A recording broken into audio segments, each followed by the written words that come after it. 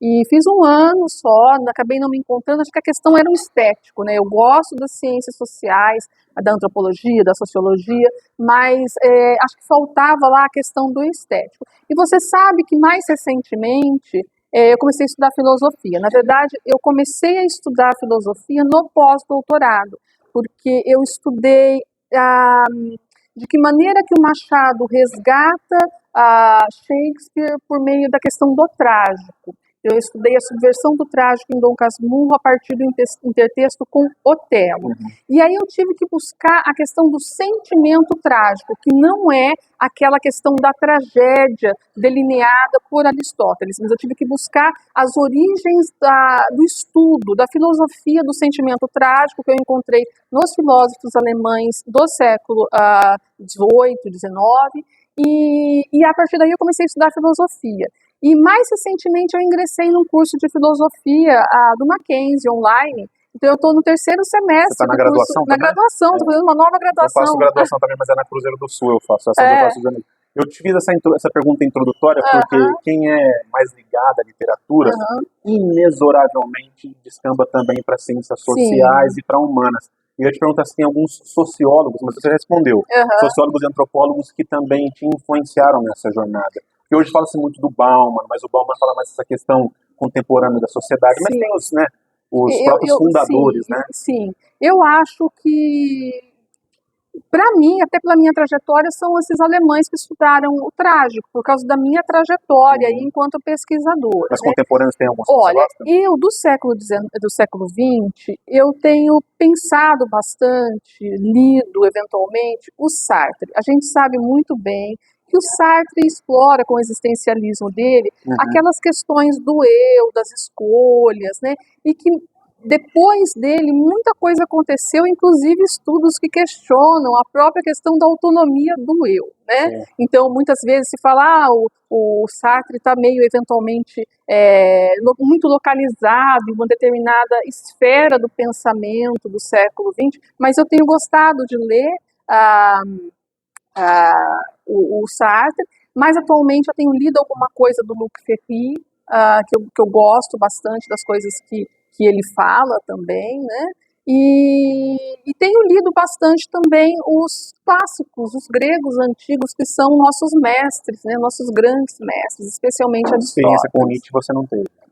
Pouca. Eu li o Ele tem uma visão mais pessimista da vida, né? Inevitavelmente, né? Então, sim, mas você sabe, acho que eu fiquei traumatizada com Schopenhauer, porque quando eu fui estudar o sentimento trágico para o meu pós-doutorado, eu li O Mundo como Vontade, como representação do Schopenhauer. E é um livro bastante pesado, eu acabei utilizando ele muito pouco na minha pesquisa, porque o Schopenhauer ele fala muito da questão do sentimento trágico, mas ele não estuda o sentimento trágico, né? Então ele elabora uma filosofia e ele chega em determinado momento da sua filosofia ao trágico, né, de que a existência por si só trágica, nascer é um fato trágico, né, então eu acabei não utilizando muito isso porque ele tem essa abordagem diferente, né, então eu acho que a minha incursão aí no Nietzsche ela é menor justamente porque eu já tinha li bastante de Schopenhauer, que eu acho que é aí o filósofo mais pessimista da nossa história, né, e quando a gente lê uma obra como aquela, tão extensa, né, com tantos dados, a gente acaba se convencendo de que ele eventualmente está correto, né? É claro que a gente lê outros autores e eles também nos convencem de que estão corretos, né? E esse jogo aí entre várias maneiras tão bem arranjadas, tão bem exploradas de explicar aí a existência, enfim, né? Elas são muito interessantes de ser contrabalançadas, né? Mas eu acho que ele acaba convencendo um pouco a gente de que o mundo é isso mesmo, movido pela vontade louca, pelos embates aí trágicos e dramáticos, né? Que implicam no fim na sobrevivência de cada um. Tem um dito popular que diz que a vida pós-filosofia não é a mesma. Pós-compreensão da mesma não é a mesma.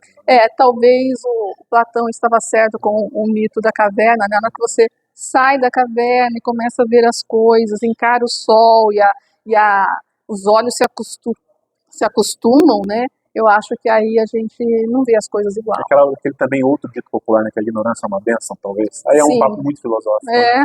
Você teve alguma incursão também sobre literatura de psicanálise?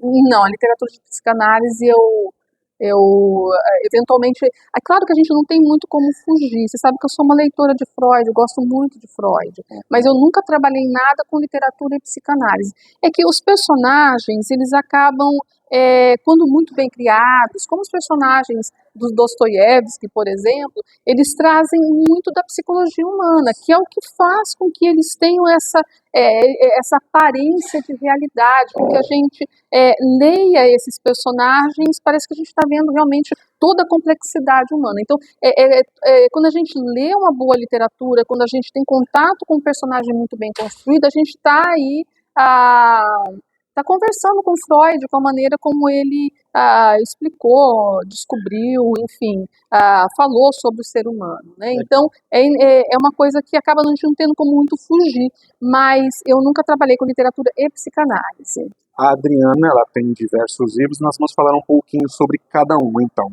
Temos aqui Íris Negra. Do que se trata, Adriana? É um romance. É meu primeiro romance, foi publicado aí em janeiro de 2020, no começo da pandemia. Eu nem fiz lançamento dele, porque foi logo que começaram a fechar aí os estabelecimentos, todo mundo se recolher em casa, né? Então é um romance em que eu falo sobre... Eu ficcionalizo a vida de uma pintora norte-americana chamada Georgia O'Keeffe, uma pintora que realmente existiu, ela e seu companheiro, Alfred Stieglitz, que era um fotógrafo famosíssimo, e eu criei uma personagem, uma personagem brasileira que vai a Nova York, conhece pessoas que conhecem a obra dela, e a história da Georgia O'Keeffe e a dela vão se espelhar em alguns aspectos e vão caminhar em paralelo até que uma faça sentido à outra. Legal. 10 minutos no museu. Então, essa é uma outra paixão que eu tenho, Anderson, que é a questão da arte, das artes plásticas, da pintura. Então, como eu te disse, o Íris Negra, eu ficcionalizo a história de uma pintora e falo de pintura. 10 minutos no museu são 23 histórias que se passam no museu. Então, as pessoas vão ao museu, se deparam com obras conhecidas da pintura, ou nem tão conhecidas assim, mas conhecidas por mim, porque obras que eu gosto, e aí existem situações, fatos que acontecem em torno dessa obra, que funcionam aí até para que o leitor compreenda dados dessa obra. Eu, durante a graduação, eu fiz curso de arte, de história da arte, de semiótica da pintura, então eu acabo assim, despertou uma paixão em mim, e eu acabo me valendo disso para criar ficção também. O seu combustível. Legal. E aqui, separei esses 3 por último, porque estes 3 são ramificações das pesquisas da Adriana. Isso. Esse é o Machado Shakespeare. Esse é o resultado dos meus 3 estágios de pós-doutoramento na Universidade de São Paulo. Tem até o selo da FAPESP aqui, gente. Perspectiva com a FAPESP, isso mesmo. Esse livro, ele foi criado de que forma, então? Então, eu comecei a fazer a minha pesquisa, né, essa é uma questão interessante da pesquisa, né, porque você começa num ponto e você não